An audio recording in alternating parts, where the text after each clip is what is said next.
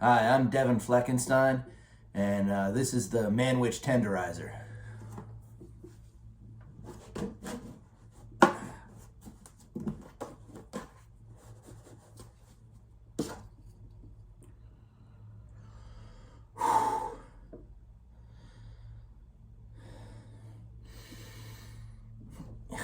Yeah, freaking right.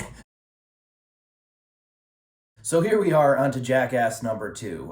Very, very appropriate name for this movie because this one was filthy. This was the really gross Jackass movie. Don't get me wrong, by today's standards, which is kind of funny to say, but by today's standards, it's not that bad. Maybe it's just because I've seen it so many times now that it doesn't bother me as much. But I remember like back in the day, it was like, funnily enough, there was this movie reviewer that I used to read, I think back in the Fairfield Citizen, all right? Her name was Susan Granger, and she used to rate movies from 1 to 10. I consider her to be a harsh critic, and one thing that I really didn't like about her is it was clear that she didn't like horror movies. For example, the only thing even remotely horror related that I ever saw her give a 10 to, I'm talking like Sixth Sense, she didn't even give a 10 to it, was Sweeney Todd, the Demon Barber of Fleet Street. She gave a 10. I said, okay, you take the music out of that, and what do you have?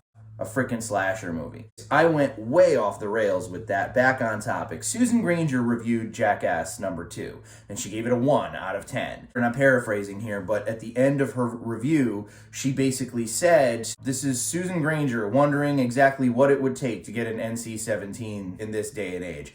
And I mean, I kind of get where she's coming from. A man literally drinks horse semen in this movie. But I mean, you got that. You've got like the butt keg or whatever, you know, the butt chug, all right, where Steve-O puts the thing in his ass and he drinks like an entire can of beer through his ass. The fart mask, which was disgusting.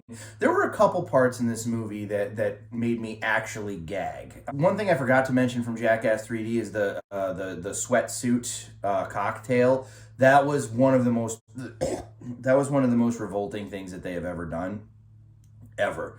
But this movie was really gross, you know. Somebody, I think it was Ryan Dunn, sat down on like an ice sculpture of an animal and like then pulled himself up and his like pubes were stuck to the thing. It was so raunchy. I suppose that given the time and like the timeline, this was the thing to do because they'd already done their TV show, right? They'd already done the first movie. So they're like, well, what are we going to do with this next one? Let's push it as far as we could possibly take it. And they did. And it's not that it didn't work. I mean, there were parts of it that were really funny.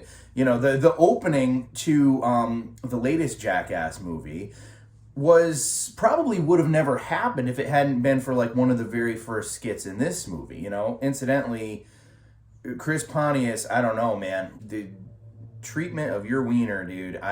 Anyways, if it's any kind of signal to you, John Waters makes a cameo as a magician in this movie. This is like up there with Pink Flamingos, okay? It's not as bad, but it's up there. It's no wonder at all that John Waters was down to make a cameo in this movie. And it was sort of like, I think, a nod, like the Jackass guys were like, yeah, we know what we're doing. It's funny because we were living at the time in a post 9/11 world, so there was a lot of like humor going around back then that wouldn't fly today. One of which was Aaron, Aaron, whatever.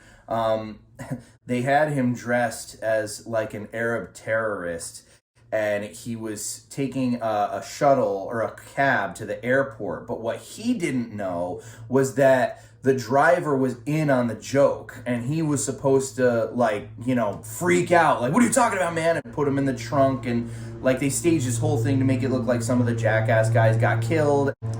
Are they really doing the law now?